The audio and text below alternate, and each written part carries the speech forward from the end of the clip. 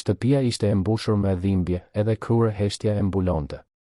Një grua e thjesht, e punësuar vetëm për të pastruar, u mësoi 3 fëmijëve të luteshin në heshtje, dëhre pa e ditur, preku një zemër që dukej e pathyrë. Atër ditë, burri më i fuqishëm i shtëpisë zbuloi se dashuria nuk blihet, por rritet. Para se të fillojmë, bëhuni pjesë e familjes son këtu në kanal, abonohuni tani, lini pëlqimin tuaj, kjo e ndihmon jashtëzakonisht shumë punën tonë, dhe shkruani në komente nga cili qytet po na ndiqni. Më pëlqen shumë të di se deri ku arrin historitë tona. Ashensori privat u ngjit nëpër 42 katet e godinës së biznesit më imponuese të Tiranës. Ardiani vështronte qytetin përmes xhamit të blinduar, por sytë e tij nuk e shihnin lëvizjen e rrugëve. Nuk i shihnin makinat që dukeshin si milingona atje poshtë, as dritat që fillonin të ndizeshin në fund të pasdites. Sytë e tij ishin të humbur në një vend shumë më të largët, një vend ku mbledhjet ekzekutive dhe raportet financiare nuk mund të arrinin. Sekretarja i kishte anuluar 3 takimet e fundit të ditës. Ardiani vendosi të kthehej në shtëpi më herët, diçka që nuk kishte ndodhur prej muajsh. Në të vërtetë, që kur Valbona ishte larguar, shtëpia ishte bërë thjesht një vend ku ai kthehej kur lodhja jam poshtë rezistencën. Një vend ku flinte disa orë para se të zhytej përsëri në punën që e mbante në funksionim. Shoferi tashmë e priste në garazhin e ndërtesës. Gjatë rrugës nëpër rrugët e bllokuara të Tiranës, Ardiani u përpoq të përqendrohej te mesazhet që i vinin pareshtur në telefon. Investitor ndërkombëtar, partneritete strategjike, vendime që lëviznin miliona. Kompania e tij e teknologjisë ishte bërë një nga më të fuqishmet në botë, me filiale të shpërndara në 3 kontinente. Në moshën 41 vjeç, Ardiani kishte arritur gjithçka që kishte ëndërruar kur ishte vetëm një programues i ri plot ambicie. Gjithçka, përveç asaj që kishte vërtet rëndësi. Porta automatike e vilës në Lundër u hap ngadalë. Shtëpia, me 1200 metrat e saj katror, kopshtet e patëmeta dhe pishinën që pasqyronte yjet e para të natës, dukej si një kartolinë e përsosur suksesi. Por Ardiani e dinte se pas asaj fasade të patëmet shihej një zbrazëti që asnjë arritje profesionale nuk mund ta mbushte. Ai e parkoi makinën në garazh dhe eci drejt hyrjes kryesore. Normalisht, në këtë orë, tingujt e shtëpisë e prisnin si një simfoni familjare. Genti, 8 vjeç, gjithmonë vraponte për t'i treguar vizatimet që kishte bërë në shkollë. Lukasi, 6 vjeç, zakonisht e bombardonte me pyetje për dinosaurët, makinat dhe gjithçka që i zgjonte kuriozitetin e pafund. Petriti, më i vogli 4 vjeç, zakonisht ishte i përfshirë në ndonjë prapësi që sillte histori qesharake në kohën e darkës. Por atë pasdite, kur Ardiani hapi derën, u prit nga diçka krejtësisht ndryshe. Heshtje. Një heshtje kaq e thellë sa që ishte shqetësuese. Nuk kishte zhurmë lodrash që tërhiqeshin zvarë nëpër dyshemen e mermert, as zëra fëmijësh që kumbonin nëpër korridoret e gjera. As edhe zhurma e televizorit të ndezur në dhomën e ndenjes. Ardiani rrudhi vetullat dhe vendosi çantën e punës mbi komodinën e hyrjes. Hapat e tij kumbonin nëpër hollin kryesor ndërsa ai drejtohej për në dhomën e ndenjes. Koltukët prej lëkure italiane ishin të patëmet, jastëkët të rreshtuar në mënyrë perfekte. Asnjë shenjë e pranisë së zakonshme të djemve. Lodrat ishin shumë të rregulluara, sikur askush të mos kishte luajtur me to gjatë ditës. Një ndjenjë e çuditshme filloi t'i formohej në gjoks. Që nga vdekja e Valbonës, një vit e gjysmë më parë, shtëpia kishte pësuar një transformim gradual, por kur nuk kishte qenë kaq e heshtur.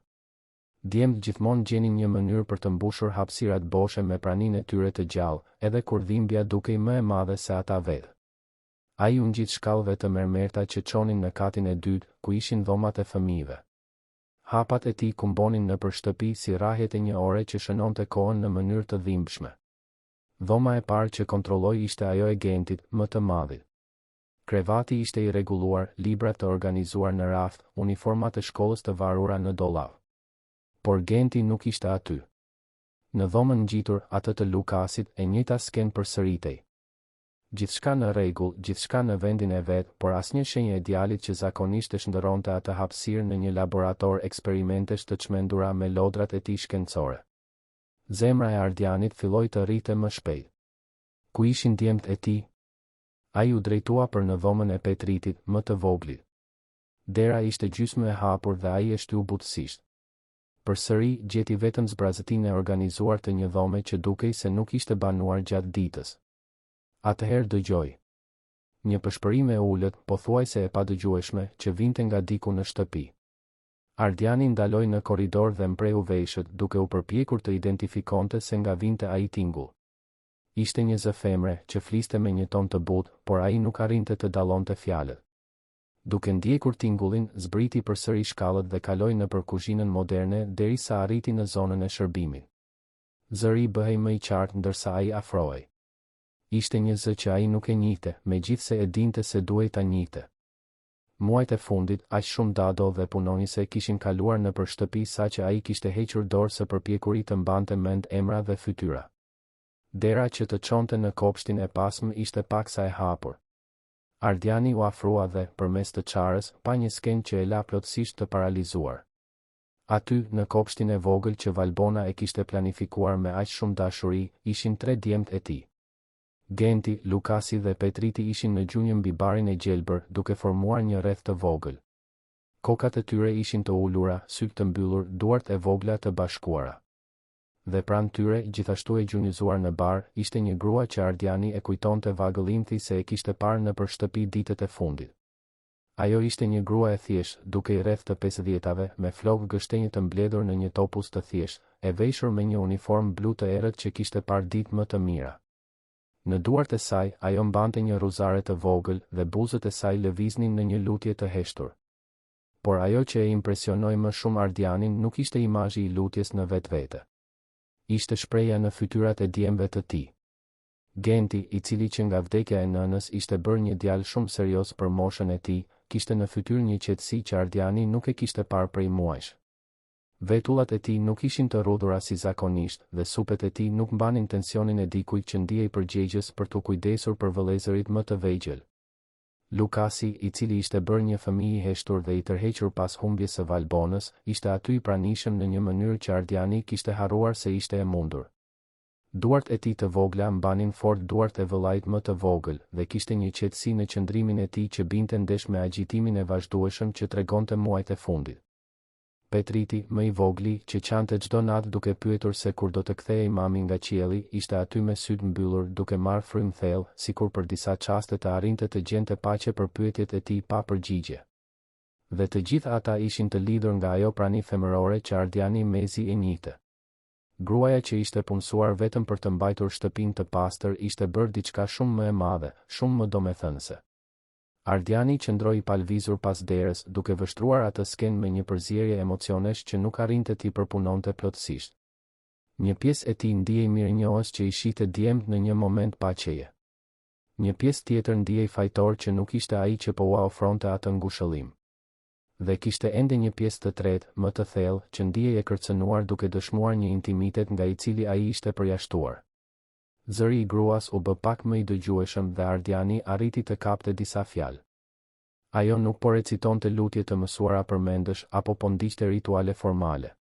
Po fliste me Zotin si dikush që bisedon me një mik të dashur, duke përmendur secilin nga djemt me emër, duke kërkuar mbrojtje, shëndet dhe që ata të gjenin forcë për të vazhduar përpara. O Zot, kujdesu për Gentin, që mban një peshë shumë të madhe për 8 vitet e tij, thoshte ajo me një zë plot butësi. Ndihmoje Lukasin të gjejë përsëri zërin e tij, që të mund të ndajë atë që ndjen.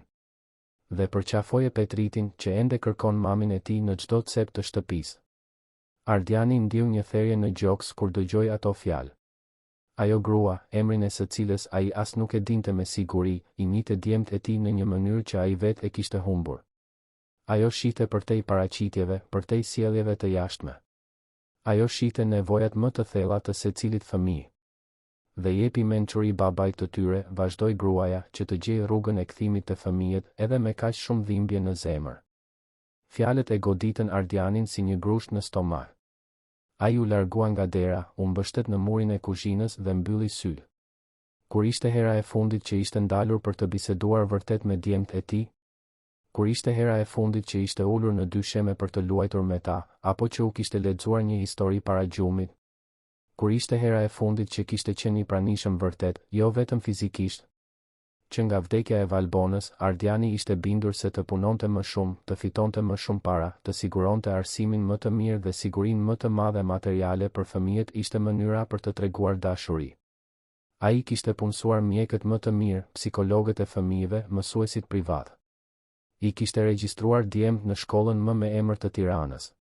U kishte bler gjithçka që kërkonin dhe shumë gjëra që as nuk e dinin se i donin. Por kishte harruar gjën më themelore, më thelbësore. Kishte harruar të ishte i pranishëm. Kishte harruar se djemt e tij nuk kishin nevojë për më shumë gjëra. Kishin nevojë për të. Zhurma e një karrigeje që tërhiqej në kuzhinë e solli përsëri në realitet. Ardiani hapi syt dhe pa gruan duke hyrë nga dera e kopshtit, e ndjekur nga 3 djemë. Ajo ndaloi kur e pa, paksa e befasuar. Mirdita, zoti Ardian, tha ajo me një zë të butë, por të vendosur. Më falni, nuk e dija që kishit ardhur. Djemt vrapuan drejt babait të tyre, por Ardiani vuri re se kishte një ndryshim në mënyrën se si ata afroheshin. Nuk ishte vrapimi i zakonshëm, plot energji dhe kërkesa për vëmendje. Ishte një afrim më i qetë, më i përqendruar. Babi, ke ardhur herët sot, tha agenti, me një buzëqeshje të sinqertë që Ardiani nuk e kishte parë prej javësh. Teze Roza po na mësonte si të flasim me Zotin, shpjegoi Petriti me sinqeritetin tipik të një fëmije 4 vjeçar. Teze Roza, pyeti Ardiani, duke shikuar gruan. Rozana, zotëri. Rozana Kola, u përgjigj ajo, duke i zgjatur dorën me respekt. U punësova javën e kaluar për të kujdesur për pastrimin e shtëpisë. Ardiani ja shtrëngoi dorën, duke vënë re se ishte një dorë me kallo, e dikujt që nuk i trembej punës së rëndë. Por kishte diçka më shumë te ajo grua. Një prani që te i kalonte funksionin e saj në shtëpi. Babi, teze Roza ka bërë një kek me çokoladë, tha Lukasi, më në fund duke thënë diçka spontane, pas javësh përgjigjesh një fjalëshe. Ardiani e shikoi Rozanën me një pyetje në sy. Shpresoj të mos ju bezdis, zotëri, tha ajo. Fëmijët dukeshin se kishin nevojë për diçka të veçantë sot. Dhe unë gjithmonë mbaj me vete disa përbërës bazë. Kishte diçka në mënyrën se si ajo fliste që transmetonte një siguri natyrale. Nuk ishte servilizëm, as intimitet i tepruar. Ishte thjesht prania e dikujt që e dinte saktësisht se ku ishte dhe pse ishte aty. Mund ta shoh këtë kek, pyeti Ardiani, duke e befasuar veten me interesin e sinqertë. Djemt e quan të ishulli i kuzhinës, ku një kek i thjesht me çokoladë, por i pjekur në mënyrë perfekte, priste mbi një pjatë. Nuk ishte asgjë e sofistikuar, asgjë që mund të konkuronte me ëmbëlsirat franceze që kuzhinieri privat zakonisht përgatiste. Por kishte diçka te ai kek që zgjoi një kujtim të largët në mendjen e Ardianit. Valbona zakonisht bënte kek të tillë të thjesht kur ishin të sapomartuar dhe ende jetonin në apartamentin e vogël në komunën e Parisit. Ishin kek të bërë me përbërës bazë, por të kalitur me dashuri dhe të ndarë në momente intimiteti familjar që ai kishte harruar se ekzistonin.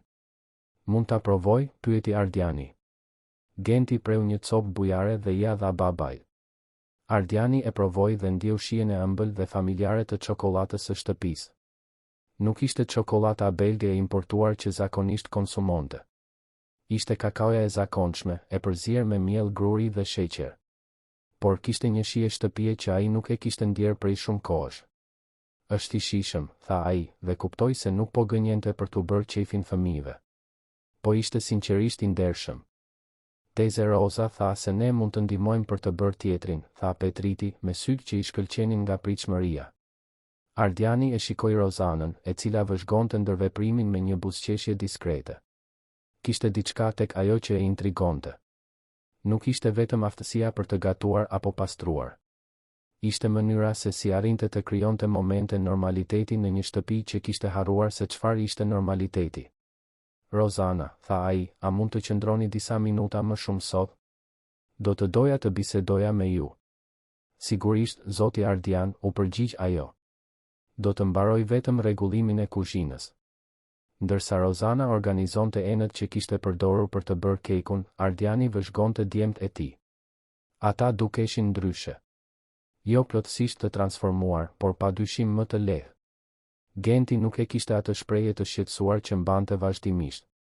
Lukasi po këndonte me zë të ulët një këngë që Ardiani nuk e njihte. Petriti po vizatonte në një letër i përqendruar, por pa tensionin që zakonisht shoqëronte aktivitetet e tij. Djem, tha Ardiani, si thoni të shkojmë në dhomën e ndenjes të shohim një film së bashku? Sugjerimi u prit me entuziazëm, por një entuziazëm i përmbajtur, sikur të mos donin të prishnin klimën e qetësisë që ishte instaluar në shtëpi. Ndërsa fëmijët drejtoheshin për në dhomën e ndenjes, Ardiani ju afrua Rozanës. Faleminderit, tha ai thjesht. Për kekun, pyeti ajo, me një buzëqeshje modeste. Për atë që bëre për ta sot, u përgjigj Ardiani. Nuk e di saktësisht se çfarë ishte, por për javësh nuk I kam parë fëmijët e mi kështu. Rozana ndaloi së thari duart në peshqir dhe e shikoi drejt në sy. Ishte një vështrim I qetë, por depërtues. Zoti Ardian, tha ajo, djemt tuaj janë djemt të veçantë. Ata thjesht duhet të dinë se nuk janë vetëm. Kishte diçka në këto fjalë që kumbuan thellë brenda Ardianit. Ndoshta sepse ai vetë ndihej vetëm prej shumë kohësh. Ndoshta sepse kuptoi se në kërkimin e tij për t'u dhënë siguri materiale fëmijëve, kishte harruar sigurinë emocionale që ata kishin më shumë nevojë. A keni fëmijë? Pyeti ai. Kam pasur, u përgjigj Rozana, dhe diçka në tonin e saj tregoi se kishte një histori të dhimbshme pas asaj përgjigjeje të thjeshtë. Ardiani nuk ngulmoi.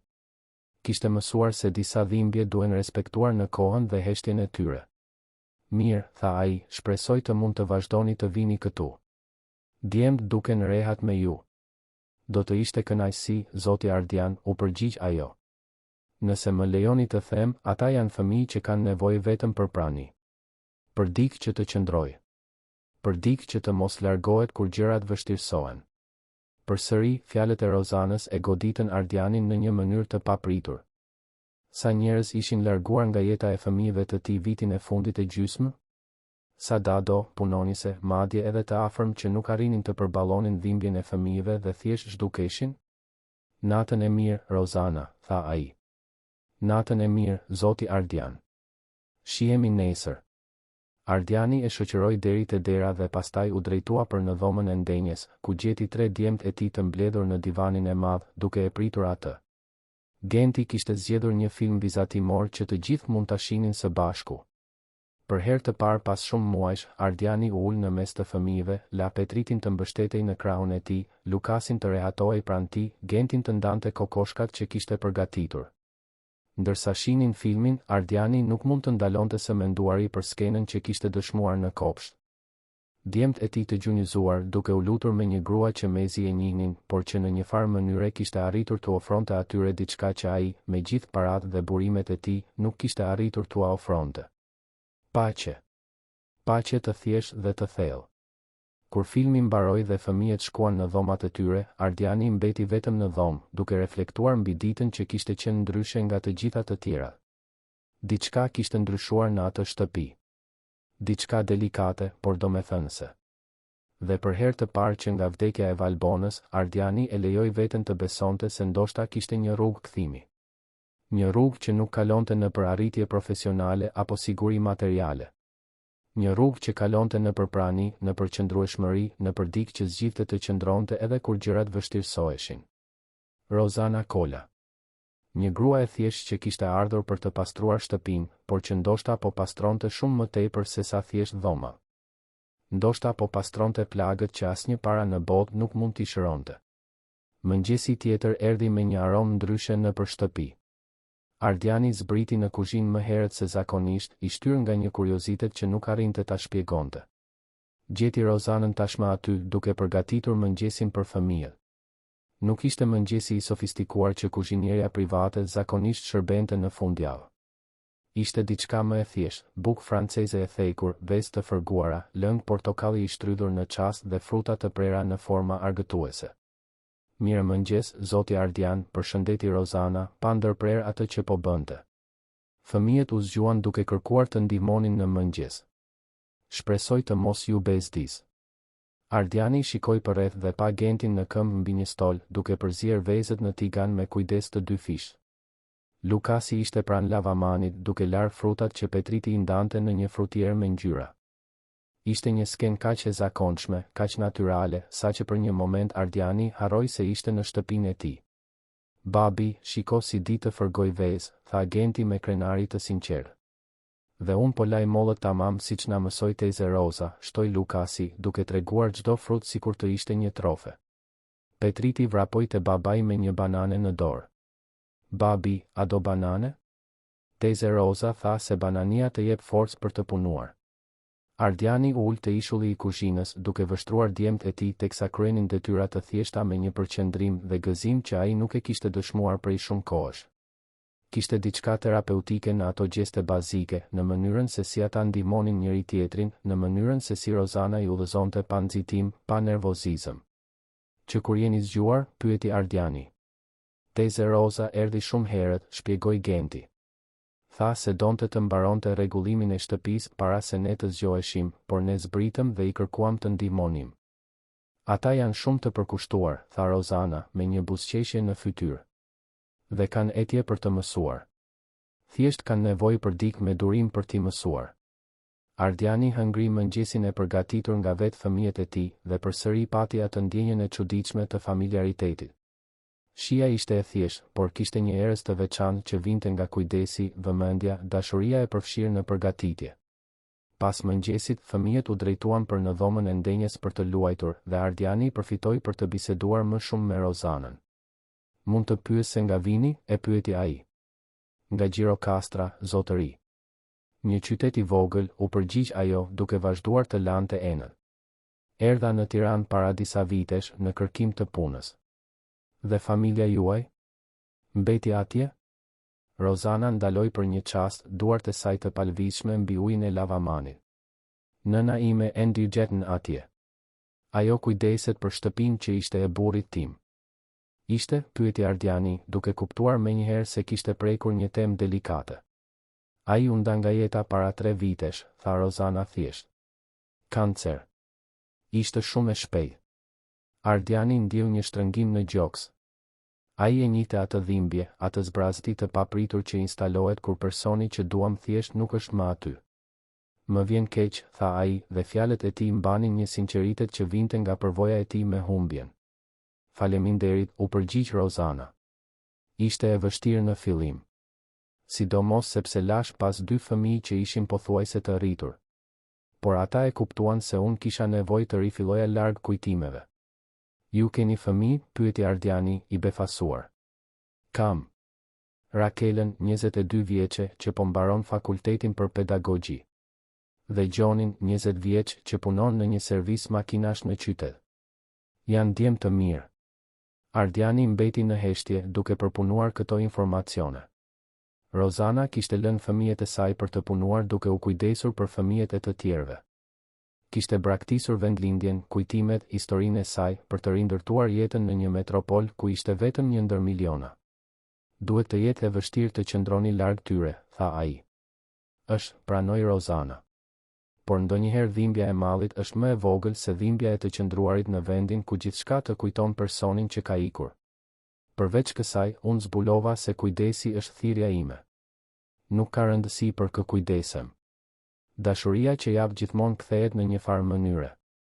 Fjalët e Rozanës kumbuan në mendjen e Ardianit gjatë gjithë pjesës tjetër të ditës.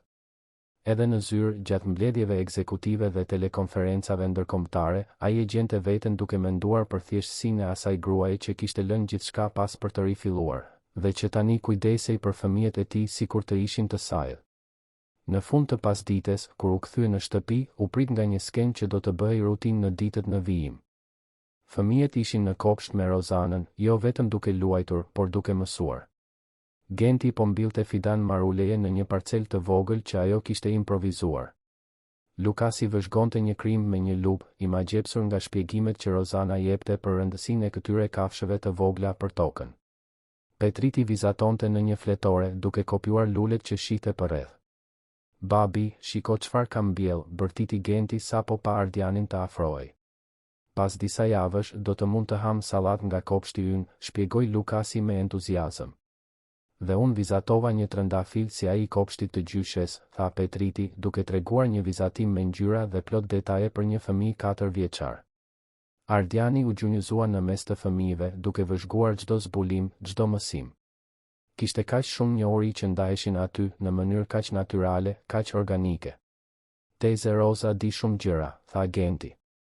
Ajo tha se gjyshja e saj ja ka mësuar të gjitha këto kur ishte e vogël. Dhe se tani ajo po na i mëson ne, ashtu si që bënte gjyshja e saj, plotësoi Lukasi. Ardiani e shikoi Rozanën, e cila vëzhgonte ndërveprimin me atë buzëqeshje të qetë që po bëhej familjare.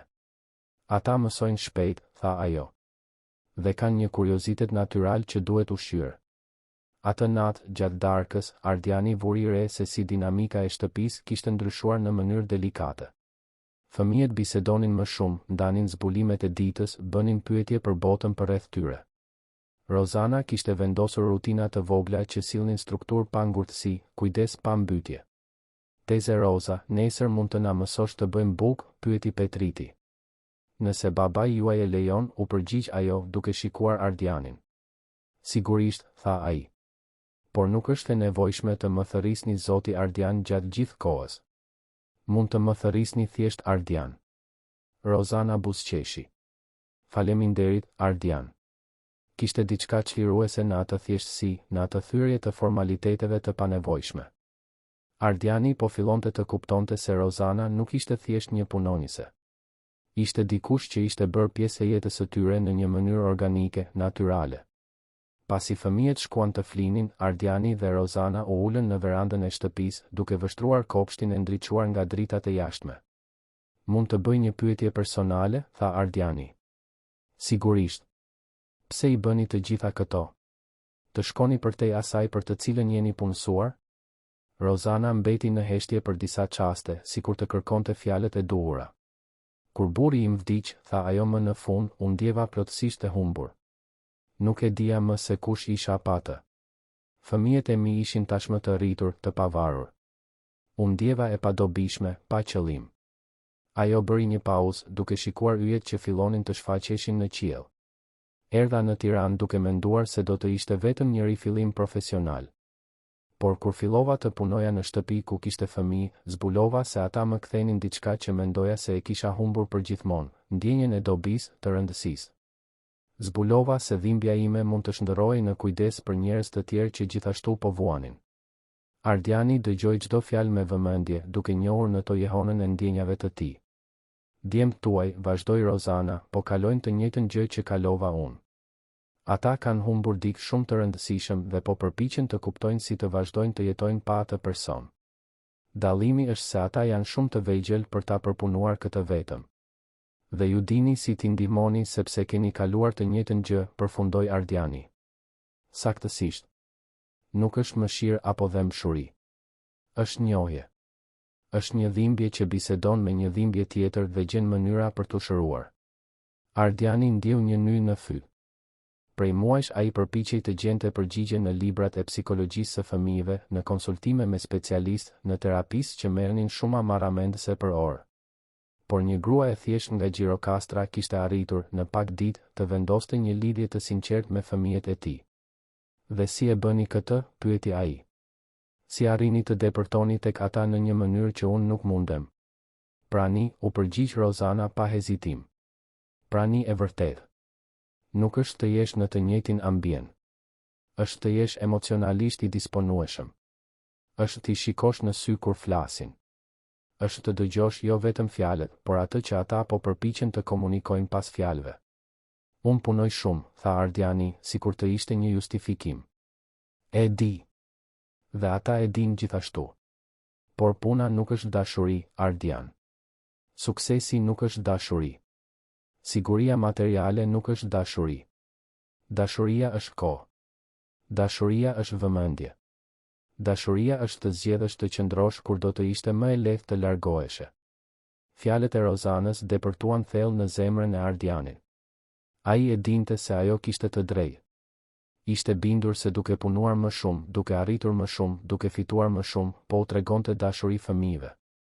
Por në të vërtetë po ikte nga dhimbja e të përballurit me humbjen e tij dhe me sfidën e të qenit emocionalisht i pranishëm për djemë. Nuk e di nëse di ta bëj këtë, pranoi ai. Të jem i pranishëm në atë mënyrë. Askush nuk lind duke ditur, tha Rozana butësisht. Por është e mundur të mësosh. Djemt tuaj janë mësues të shkëlqyer. Ata thjesht kanë nevojë që ju të doni të mësoni. Në ditët në vijim, Ardiani filloi të zbatonte ndryshime të vogla në rutinën e tij. Kthehej në shtëpi më herët të paktën 3 herë në javë. Hante darkë me fëmijët në vend që të mbyllej në zyrë me punë. Merrte pjesë në aktivitetet që propozonte Rozana, edhe pse fillimisht ndihej i ngathët. Një të enjte mbërriti në shtëpi dhe gjeti djemt në kuzhinë, të mbuluar me miell nga kokat e këmbët, duke u përpjekur të bënin bukë me Rozanën. Kuzhina dukej sikur ishte goditur nga një uragan, por të qeshurat që kumbonin në ambient i avlenin gjithë rrëmujës. Babi, duhet ta gatuash brumin, bërtiti Petriti, duke i zgjatur duart e vogla plot brum ngjitës. Ardiani shikoi kostumin italian që kishte veshur, pastaj miellin e shpërndar kudo dhe mori një vendim. Hoqi xhaketën, përveshi mëngët e këmishës dhe ju bashkua rrëmujës. Për 2 orë ai gatuajti brum, qeshi me prapësitë e fëmijëve, dëgjoi historitë e tyre të ditës, mori pjesë efektivisht në jetën e tyre. Kur bukët u poqën dhe kuzhina u pastrua, Ardiani kuptoi se kishte jetuar një nga pasditet më të lumtura që nga vdekja e Valbonës. Si ndihesh? E pyeti Rozana ndërsa organizonin enët. Ndryshe, u përgjigj Ardiani. Më i lehtë, në një farë mënyre. Kështu ndihen ata çdo ditë kur ti merr pjesë në jetën e tyre, tha ajo. Kjo është ajo që ata duan nga ty. Jo dhurata të shtrenjta apo udhëtime ndërkombëtare. Duan praninë tënde. Atë natë, pasi fëmijët fjetën, Ardiani kuptoi se Rozana ishte bërë shumë më tepër se një punonjëse. Ajo ishte bërë një urë midis tij dhe fëmijëve të tij. Një shembull i gjallë se si është e mundur të shndërrosh dhimbjen në kujdes, humbjen në dashuri. Por ai kuptoi edhe diçka që e la të shqetësuar. Kishte filluar të varej nga ajo prani. Fëmijët e tij ishin lidhur me Rozanën në një mënyrë që, megjithse e bukur, ishte gjithashtu shqetësuese. Po sikur ajo të vendoste të largohej? Po sikur të gjente diçka më të mirë? Po sikur nëna e saj të sëmurej dhe ajo të duhej të kthehej në Gjirokastër? Këto pyetje e mbajtën zgjuar atë natë, por të nesërmen, kur zbriti për mëngjes dhe gjeti përsëri atë sken harmonie shtëpiake, vendosi se ja vlente të merrte rrezikun. Ja vlente të besonte. Ja vlente t'i lejonte vetes të besonte se disa njerëz vinë në jetën tonë në momentin e duhur, në mënyrën e duhur, për të na mësuar saktësisht atë që kemi nevojë të mësojmë. Rozana Kola kishte ardhur për të pastruar shtëpinë. Por po pastronte shumë më tepër se mobilje dhe dysheme. Po pastronte plag, po shëronte shenja, por i ndërtonte ura që dukeshin përfundimisht të thyra. Dhe për herë të parë që kur Valbona vdiq, Ardiani filloi të besonte se ishte e mundur të ishin përsëri një familje. Një familje ndryshe nga ajo që kishin më parë, por gjithsesi një familje. Të bashkuar jo vetëm nga gjaku apo rrethanat, por nga dashuria e përditshme, nga prania e vazhdueshme, nga zgjedhja e përditshme për të qëndruar dhe për të kujdesur për njëri tjetrin. Javët në vijim kaluan si një ëndër e bukur nga e cila Ardiani nuk donte të zgjohej. Shtëpia ishte shndërruar në një shtëpi të vërtetë. Korridoret dikur të heshtura tani kumbonin me të qeshura të sinqerta. Kuzhina, e cila për muaj me radhë kishte qenë vetëm një hapësirë funksionale, u bë zemra e shtëpisë, ku ndodhnin mrekulli të vogla të përditshme. Genti ishte bërë një kopshtar i vogël, duke u kujdesur për fidanët që kishte mbjellë me Rozanën me përkushtimin e një shkencëtari. Lukasi zbuloi pasionin e tij për kuzhinën dhe kalonte orë të tëra duke planifikuar receta që mund të bënte në fundjavë. Petriti, më i vogli, zhvilloi zakonin e të zgjuarit herët për të ndihmuar Rozanën në mëngjes, duke kënduar këngë që ajo i kishte mësuar. Ardiani, nga ana tjetër, po mësonte një gjuhë të re, gjuhën e pranisë. Filloi të vinte në shtëpi më herët jo nga detyrimi, por nga dëshira e sinqertë për të marrë pjesë në jetën e fëmijëve. Zbuloi se të dëgjoja aventurat e ditës së një fëmije 6 vjeçar mund të ishte po aq tërheqëse sa një mbledhje drejtorie. Mësoi se të ndihmoje me detyrat e shtëpisë nuk ishte vetëm mbikëqyrje, por një mundësi për të kuptuar se si fëmijët e tij mendonin, ëndërronin e përpunonin botën përreth. Por çdo transformim has rezistencë, dhe rezistenca erdhi në formën e Helena Krujës, nënës së Ardianit. Helena ishte një grua 65 vjeçare, elegante, e mësuar me qarqet shoqërore më të rafinuara të Tiranës. E prej 10 vitesh, ja kishte kushtuar jetën ruajtjes së prestigjit të familjes Kruja dhe sigurimit që traditat të ruheshin. Për Helenën, çdo zgjedhje ishte një pasqyrim i statusit familjar, çdo vendim një deklaratë publike për atë se kush ishin ata në shoqëri. Ajo kishte qenë një vjerë kërkuese me Valbonën, duke gjetur gjithmonë mënyra delikate për të kritikuar zgjedhjet e nusës së saj. Kur Valbona vdiq, Helena mori natyrshëm rolin e mbikëqyrëse së rritjes së nipërve, duke vizituar shtëpinë rregullisht dhe duke dhënë mendim për gjithçka, nga shkolla që ndiqnin deri te rrobat që vishnin. Një të enjte në mëngjes, Helena mbërriti në shtëpi pa lajmëruar, siç e kishte zakon.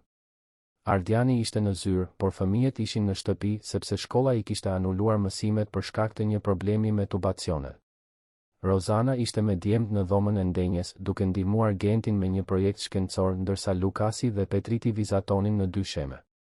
Mirdita, tha Helena, duke hyrë në dhomë me autoritetin e dikujt që ndihej pronare e vendit.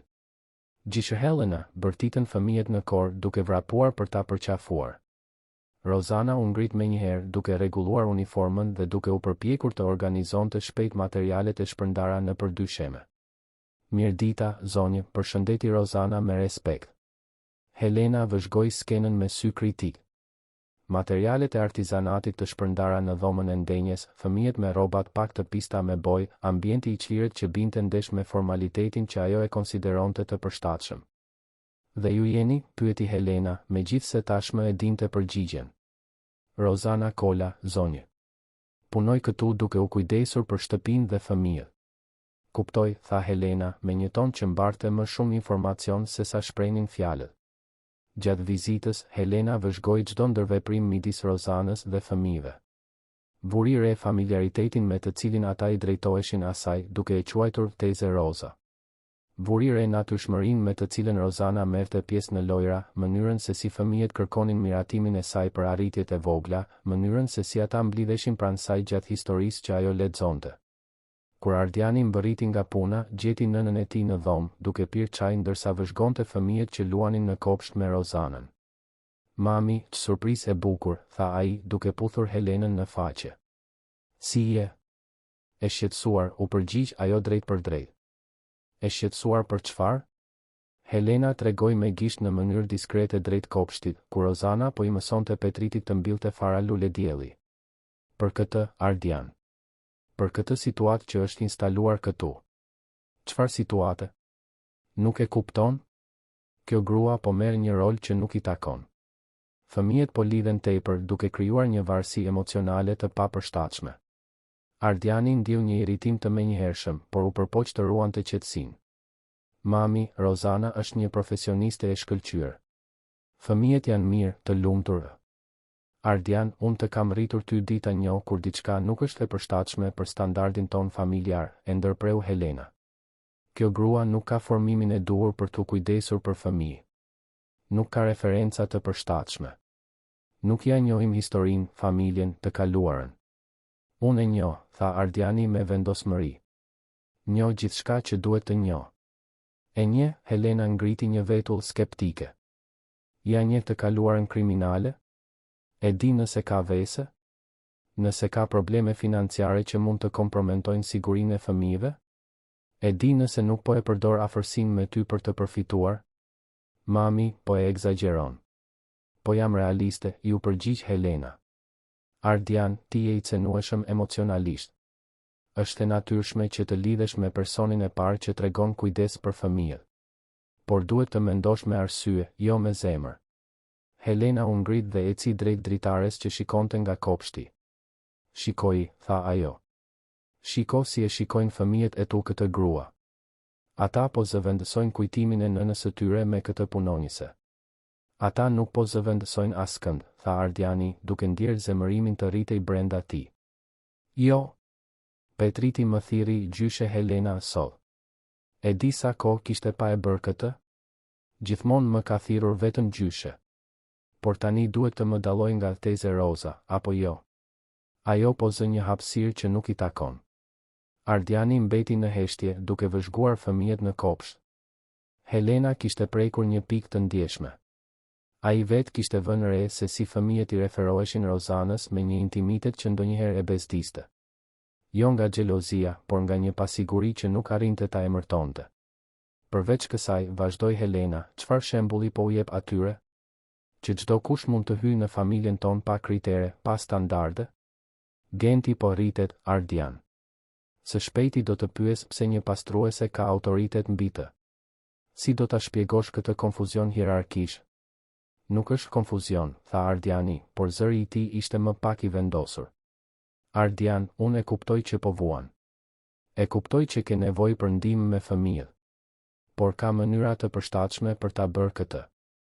Mund të punësojmë një guvernante të kualifikuar me formim në pedagogji ose psikologji. Dikë që I kupton protokollet e duhura për një familje të pozitës son. Helena I afrua të birit dhe I vendosi dorën në shpatull. Bir, ti po ngatëron mirënjohjen me nevojën. Po ngatëron komoditetin me përshtatshmërinë. Kjo grua mund të jetë shumë e mirë në atë që bën, por nuk është e përshtatshme për edukimin e nipërve të mi. Ardiani ul rënd në koltuk, duke ndjerë peshën e fjalëve të nënës së tij. Një pjesë e tij pranonte se kishte një farë të vërtetë në atë që ajo thoshte. Rozana ishte bërë shumë më tepër se një punonjëse, dhe ndoshta kjo nuk ishte plotësisht e shëndetshme. Çfarë sugjeron? Pyeti ai, megjithse tashmë I druej përgjigjes. Që të jesh një baba I përgjegjshëm dhe të marrësh një vendim të pjekur, u përgjigj Helena. Liroje këtë grua nga puna në mënyrë të respektueshme dhe le të kërkojmë dikë të përshtatshëm për të kujdesur për fëmijët. Dikë me formim, referenca, një sfond të pajtueshëm me familjen tonë. Atë natë, pasi fëmijët fjetën dhe Rozana u largua, Ardiani mbeti vetëm me dyshimet e tij. Fjalët e nënës së tij kumbonin në mendje, duke u përzier me fajin dhe pasigurinë që ai mbante që nga vdekja e Valbonës. Apo sillej në mënyrë të papërgjegjshme? Apo ja kompromentonte gjykimin nevoja e tij emocionale? Apo I ekspozonte fëmijët ndaj rreziqeve të panevojshme duke I besuar dikujt që e njihte prej kaq pak kohësh? Të nesërmen në mëngjes, Ardiani u zgjua me një vendim që I shkaktonte të përziera, por që arsyeja e tij këmbëngulte se ishte I duhuri. Pritit derisa fëmijët të niseshin për në shkollë dhe e thiri Rozanën për të biseduar.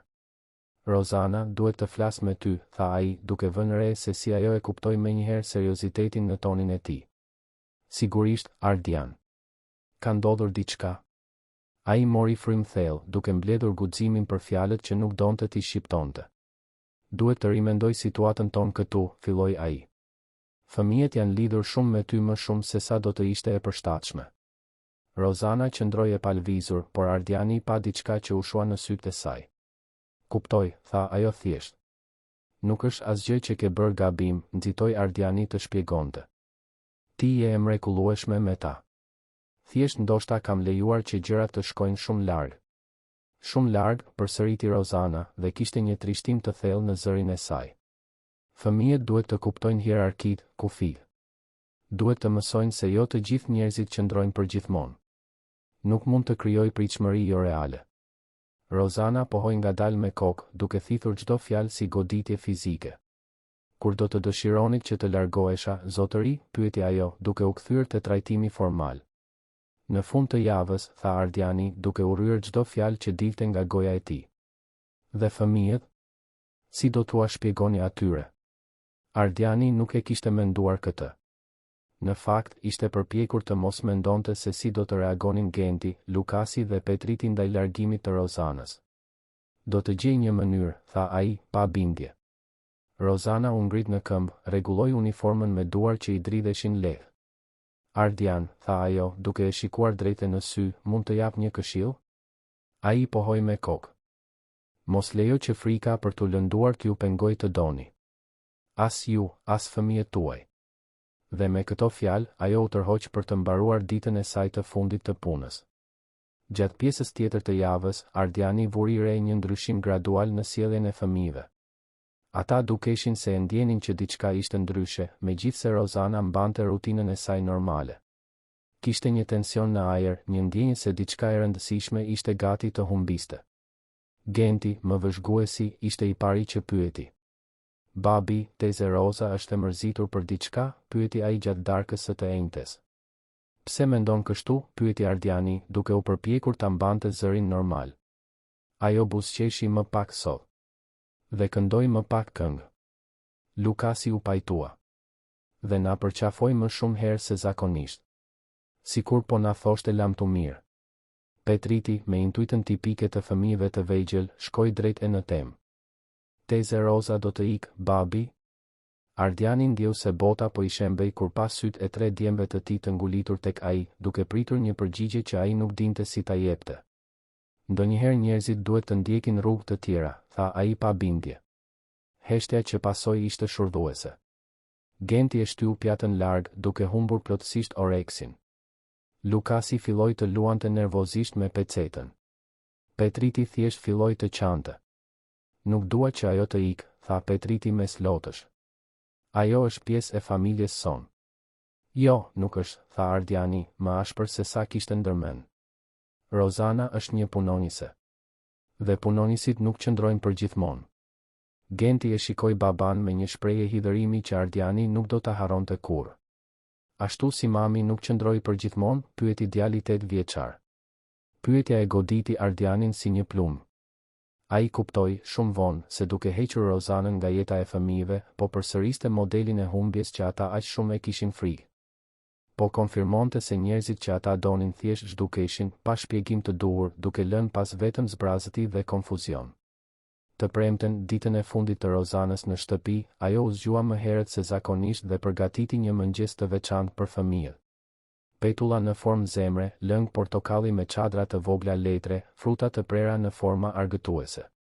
Kur fëmijët zbritën dhe pan tryezën, e kuptuan menjëherë se ishte një lamtumir. Genti ju afrua Rozanës dhe, me seriozitetin e një të rrituri, pyeti, do të kthehesh? Rozana u gjunjëzua në lartësinë e tij, duke e shikuar drejt në sy. Unë do t'ju mbaj në zemrën time kudo që të shkoj, tha ajo. Dhe ju gjithmonë do të mund të më gjeni në gjërat që mësuam së bashku. Në kopshtin që mbollëm. Në recetat që gatuam. Në historitë që tregova. Lukasi dhe Petriti ju bashkuan për qafimit dhe të katërt qëndruan aty, të përqafuar në kuzhinë, duke u përpjekur të kapnin një moment që e dinin se po i vinte fundi. Ardiani vëzhgonte nga larg, duke u ndier njëkohësisht një përbindësh dhe një baba i përgjegjshëm. Po bënte gjën e duhur për arsyet e gabuara, apo gjën e gabuar për arsyet e duhura. Nuk e dinte më. Kur erdhi koha që Rozana të largohej, ajo la letra të vogla në jastëkët e fëmijëve. Letra me mesazhe dashurie, inkurajimi dhe premtimin se dashuria e vërtet nuk zhduket kurrë plotësisht. Dhe doli nga dera kryesore, duke mbajtur vetëm një valixhe të vogël dhe sigurinë se po linte pas 3 fëmijë që kishte mësuar t'i donte si të sajet, dhe një burr që po bënte gabimin e jetës së tij nga frika se mos bënte një gabim edhe më të madh. E hëna erdhi si një ditë gri, e rënduar nga pendimi. Shtëpia u zgjua ndryshe, sikur edhe muret të ndjenin mungesën e Rozanës. Mëngjesi ishte i heshtur, i shërbyer nga punonjësja e re që Helena e kishte gjetur në kohë rekord, një grua efikase, me një savë të patëmet dhe referenca që plotësonin të gjitha kriteret e shoqërisë së lartë tiranase. Por ajo nuk e dinte se Gentit i pëlqenin vezët e fërguara me pak rigon. Nuk e dinte se Lukasi kishte nevojë për saktësisht 4 kuba akulli në lëngun e portokallit. Nuk e dinte se Petriti hante më mirë kur ushqimi shërbehej në pjata me ngjyra. Dhe mbi të gjitha, nuk dinte si ta mbushte zbrazëtinë emocionale që ishte instaluar në atë shtëpi. Genti refuzoi të hante mëngjes.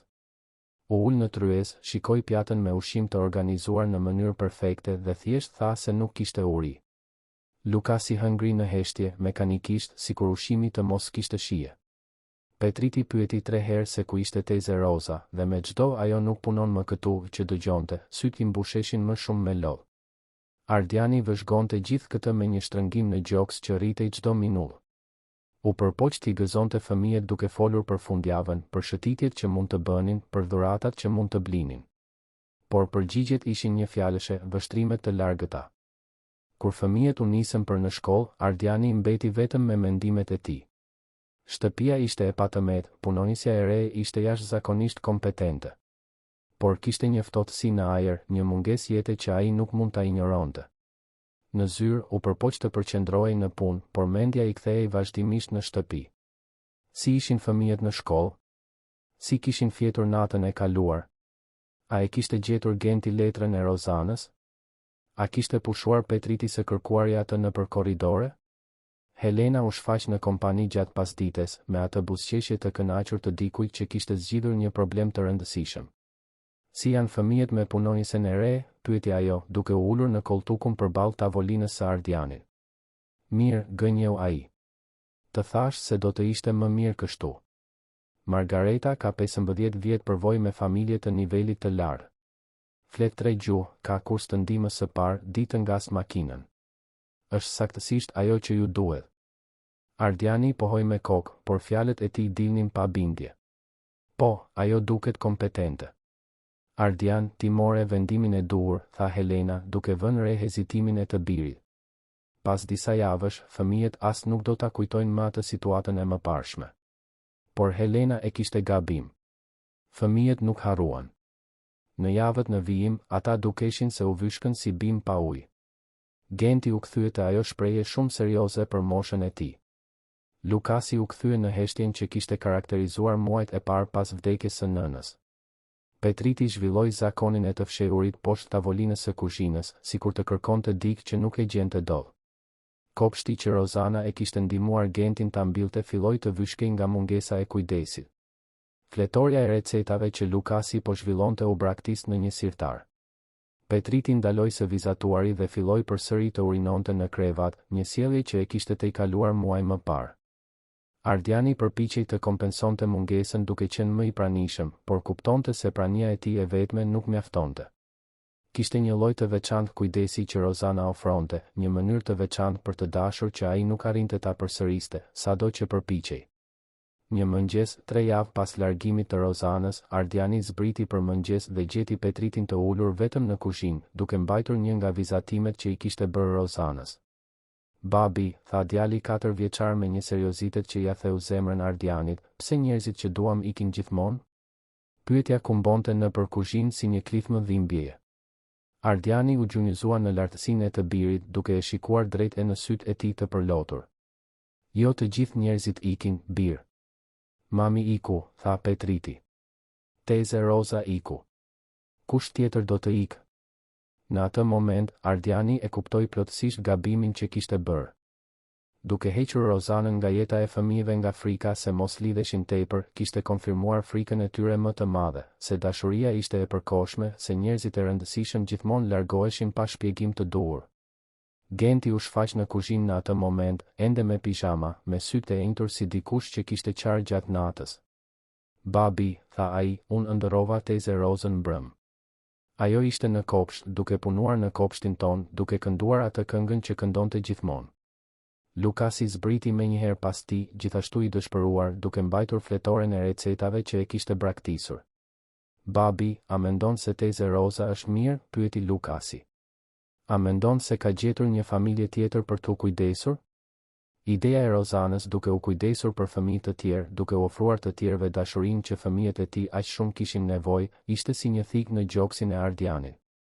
Babi, tha Genti, me atë pjekurinë e parakohshme që kishte zhvilluar që nga vdekja e nënës, ti e dërgove teze Rozën sepse ajo nuk ishte mjaft e rëndësishme për familjen tonë? Jo, tha Ardiani shpejt. Nuk ishte për këtë. Atëherë përse ishte? Këmbënguli Genti. A bëri diçka gabim? A na lëndoi në ndonjë mënyrë? Ardiani shikoi 3 djemtë e tij, të gjithë aty në kuzhinë, duke pritur një shpjegim që ai nuk dinte si ta jepte. Si të shpjegonte se kishte larguar personin që u kishte ofruar më shumë dashuri vitet e fundit për shkak të presioneve shoqërore? Si të shpjegonte se kishte zgjedhur atë që ishte e përshtatshme në vend të asaj që ishte e nevojshme? Ajo nuk bëri asgjë gabim, pranoi ai më në fund. Absolutisht asgjë. Atëherë pse nuk mund të kthehet? Pyeti Petriti me logjikën e thjeshtë të një fëmije. Ardiani mbeti në heshtje për një moment të gjatë. Pastaj shikoi 3 djemtë e tij dhe mori një vendim që do të ndryshonte gjithçka. A doni që ajo të kthehet? Pyeti ai. Të 3 u përgjigjen njëkohësisht, me më shumë energji se sa kishin treguar në javë. Po. Atëherë le të shkojmë ta marrim, tha Ardiani. Ora tjetër ishte një rëmuj e vërtetë. Ardiani anuloi të gjitha takimet e ditës, i kërkoi sekretares të riplanifikonte mbledhjet e javës. Ndërsa fëmijët bëheshin gati, ai telefonoi agjencinë që kishte punësuar Rozanën, duke u përpjekur të merrte informacion se ku ishte ajo. Zotëri, punonisja nuk ka gjetur ende një punë tjetër, informoi operatorja. Ajo është kthyer në qytetin e saj të lindjes, në Gjirokastër. Ku saktësisht? Pyeti Ardiani, tashmë duke shënuar informacionin. Në Gjirokastër. Ajo la adresën e nënës së saj si referencë. Ardiani thiri fëmijët, të cilët zbritën me vrap, me çanta shpine dhe sy që shkëlqenin nga pritshmëria. Do të bëjmë një udhëtim, tha ai. Një udhëtim për të marrë dikë shumë të rëndësishëm. Udhëtimi deri në Gjirokastër zgjati shumë orë, me ndalesa për ushqim, karburant dhe pushim për fëmijët. Gjatë rrugës, Ardiani pati kohë të reflektonte për gjithçka që kishte ndodhur. Mendoi për fjalët e nënës së tij, për presionet shoqërore, për konceptet e përshtatshmërisë që kishte lejuar të përcaktonin zgjedhjet e tij. Por kryesisht mendoi për Rozanën. Për mënyrën se si ajo kishte ardhur në jetën e tyre në momentin e duhur, duke ofruar saktësisht atë që u duhej, prani të vazhdueshme, dashuri pa kushte, sigurinë se dikush do të qëndronte edhe kur gjërat vështirësoheshin. Fëmijët fjetën gjatë pjesës më të madhe të udhëtimit, të raskapitur nga emocionet e ditës. Por sa herë që zgjoheshin, pyesnin nëse kishin arritur, nëse do ta shihnin së shpejti teze Rozën. Arritën në Gjirokastër në fund të pasdites së shtunë. Qyteti historik, me kishat e tij karakteristike dhe rrugët me kaldrëm, binte në kontrast dramatik me metropolin që kishin lënë pas. Ardiani ndoqi adresën që kishte shënuar dhe gjeti një shtëpi të thjeshtë, por të mirëmbajtur, në një rrugë të qetë të qendrës historike. Një zonjë me flokë të bardha dhe një buzëqeshje mikpritëse hapi derën. Mirë dita, tha Ardiani. Po kërkojmë Rozana Kolën. Zonja, që ishte qartësisht nëna e Rozanës, shikoi Ardianin dhe pastaj 3 fëmijët që fshiheshin pas tij. Ju jeni familja nga Tirana, tha ajo, jo si pyetje, por si konstatim. Roza ka folur shumë për ju. Ku është ajo? Pyeti Genti, duke bërë një hap përpara. Në kish, u përgjigj zonja, duke treguar majën e një kodre ku shihej kambanorja e një kishe të vjetër. Ajo gjithmonë shkon në meshën e orës 6 kur është e mërzitur. Ardiani falenderoi dhe ata u drejtuan për në kish. Ecja nëpër rrugët me kaldrëm ishte e heshtur, secili i humbur në mendimet dhe pritshmëritë e veta. Kisha ishte plot për meshën e mbrëmjes. Ardiani dhe fëmijët hynë në mënyrë diskrete dhe kërkuan Rozanën mes besimtarëve. Genti ishte i pari që e pa, e ulur në një nga stolat e mesit, me kokën ulur në lutje. Pa mundur të përmbahej, Genti bërtiti, teze Roza. Emri kumbonte në përkish, duke bërë që disa njerëz të ktheheshin. Rozana ngriti kokën, e hutuar, duke kërkuar origjinën e zërit. Kur pa Gentin duke vrapuar në për korridorin qendror të kishës, i ndjekur nga Lukasi dhe Petriti, Rozana u ngrit menjëherë, me sytë që i mbusheshin me lodh. Djemtë e mi, thiri ajo, duke hapur krahët për t'i pritur. Ribashkimi ishte intensiv, emocional, i ngarkuar me lehtësim dhe gëzim. Fëmijët u kapën pas Rozanës sikur të kishin frikë se ajo mund të zhdukej përsëri. Ajo i përqafoi fort, duke u puthur flokët secilit, duke përshpëritur fjalë dashurie dhe malli. Ardiani u afrua ngadalë, duke vështruar skenën me zemrën të shtrënguar nga emocioni dhe pendimi. Rozana, tha ai kur më në fund arriti afër. Ajo ngriti sytë, ende e përqafuar me fëmijët, dhe e shikoi me një përzierje habie dhe kujdesi. Ardian, tha ajo thjesht. Bëra një gabim, tha ai, drejt për drejt, pa dredha. Një gabim të tmerrshëm. Babi na dërgoi për të marrë, shpjegoi Petriti me ndershmërinë tipike të fëmijëve. Udhëtuam gjithë ditën, shtoi Lukasi. Dhe unë solla këtë për ty, tha Genti, duke i dhënë Rozanës një vizatim të rrudhur që e kishte bërë gjatë udhëtimit. Ishte një vizatim i familjes, Ardiani, Genti, Lukasi, Petriti dhe, pikërisht në qendër, Rozana. Rozana shikoi vizatimin dhe lotët rodhen lirshëm nëpër fytyrën e saj. Rozana, tha Ardiani, nuk e di saktësisht se çfarë je për ne. Nëse je punonjëse, nëse je familje, nëse je engjëll mbrojtës. Por e di që nuk jemi të plot pa ty, ai mori frym thellë, duke mbledhur guximin për fjalët që duheshin thënë. E di që bëra një gabim duke lejuar që frika dhe presionet shoqërore të përcaktonin vendimin tim. E di që të lëndova ty dhe, mbi të gjitha, lëndova fëmijët e mi. Por nëse na jep një shans të dytë, premtoj se kur më nuk do të lejoj askënd të përcaktoj se kush bën ose nuk bën pjesë në familjen tonë. Rozana e shikoi atë, pastaj fëmijët, pastaj përsëri atë. Ju ishit përgjigja e lutjeve të mia, tha ajo, duke përsëritur fjalët që kishte thënë herën e parë që u takuan. Kur bota ime u shemb, Zoti më dërgoi juve për të më treguar se ende kishte dashuri për të dhënë dhe për të marrë. Atëherë do të kthehesh, pyeti Petriti, me sytë që shkëlqenin nga pritshmëria. Do të kthehem, tha Rozana. Por jo si punonjëse. Si familje. Udhëtimi i kthimit ishte krejtësisht ndryshe nga vajtja. Fëmijët folën për orë të tëra duke i treguar Rozanës gjithçka që kishte ndodhur në javët që ajo kishte munguar. Folën për kopshtin që ishte vyshkur, për fletoren e recetave të braktisur, për mënyrën se si shtëpia ishte bërë e heshtur dhe e ftohtë. Rozana dëgjoi gjithçka me vëmendje, duke bërë pyetje, duke treguar interes të sinqert për çdo detaj. Dhe premtoi se së bashku do të rindërtonin gjithçka që ishte humbur. Kur arritën në Tiranë të dielën mbrëma, Helena i priste në shtëpi. Ardiani e kishte telefonuar gjatë udhëtimit duke i shpjeguar se çfarë kishte ndodhur. Mami, tha Ardiani, ende para se të dilte nga makina, dua të prezantoj zyrtarisht një anëtare të familjes son. Rozana Kola. Helena shikoi Rozanën, pastaj nipërit që vraponin të emocionuar rreth saj, pastaj të birin që dukej më i lumtur se sa e kishte parë në vite. Rozana, tha Helena, duke u afruar ngadalë. Unë do të doja të kërkoja falje. Rozana e shikoi me habi. Unë e kisha gabim, vazhdoi Helena. Isha aq e shqetësuar për atë që ishte e përshtatshme sa harrova atë që ishte e nevojshme. Isha aq e përqendruar në mbrojtjen e familjes sa gati shkatërrova atë që kishte mbetur prej saj. Helena mori frym thellë, duke mbledhur guximin për fjalë që i kushtonin të dilnin. Ti solle jetë përsëri në këtë shtëpi. Solle gëzim përsëri të nipërit e mi. Dhe unë gati e shkatërrova këtë nga paragjykimi i pastër. Rozana ju afrua Helenës dhe, për habin e të gjithëve, e përqafoi. Të gjithë bëjmë gabime kur përpiqemi të mbrojmë ata që duam, tha Rozana butësisht. E rëndësishme është ta njohim dhe ta korrigjojmë. Në muajt që pasuan, shtëpia u transformua përsëri. Por këtë herë transformimi ishte më i thellë, më i ndërgjegjshëm. Ardiani mësoi të balanconte punën dhe familjen në mënyrë të vërtetë, jo vetëm kozmetike. Helena filloi të vizitonte më rregullisht, por për të marrë pjesë dhe për të mbështetur, jo për të mbikëqyrur dhe kontrolluar. Kopshti u mboll përsëri, më i madh dhe më i larmishëm. Fletoria e recetave u rifillua, me receta që tani përfshinin gatime tipike gjirokastrite që Rozana i mësonte. Petriti filloi të vizatonte përsëri, duke krijuar një album familjar që përfshinte të gjitha momentet e veçanta që jetonin së bashku. Rozana solli fëmijët e saj, Rakelën dhe Gjonin, për të njohur familjen e re të Tiranës. Ishte një takim emocionues, plot histori të ndara dhe plane për të ardhmen.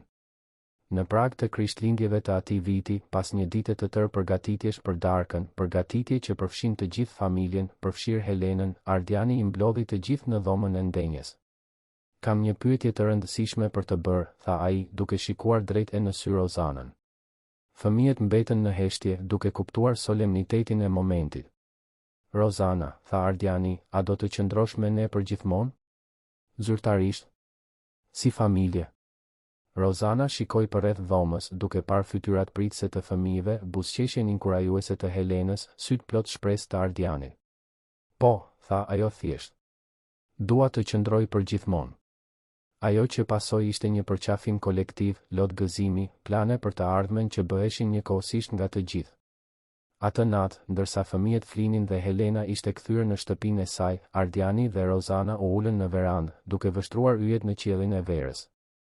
Faleminderit, tha Ardiani. Për çfarë? Pyeti Rozana.